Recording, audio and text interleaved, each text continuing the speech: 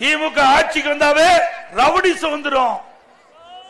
இந்த 50 மாத திராவிட முன்னேற்ற கழக ஆட்சியில கொலை கொல்ல திருட்டு பாலியல் வன்கொடுமை நடக்காத நாளே இல்ல.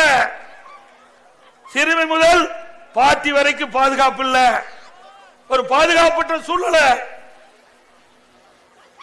பொம்மை முதலமைச்சர் திறமையற்ற முதலமைச்சர் இதை தடுக்க முடியல.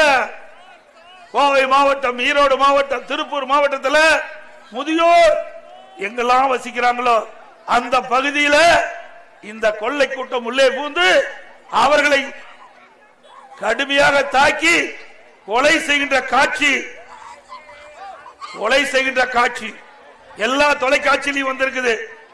அவருடைய நகையில பறிச்சுட்டு போயிடுறாங்க, பணத்தை எடுத்துட்டு போயிடுறாங்க, அவர்களை கொடூரமான முறையில கொலை செய்யறாங்க. அதை தடுக்க இந்த ஆட்சியில திறன் இல்ல, திறமை இல்ல.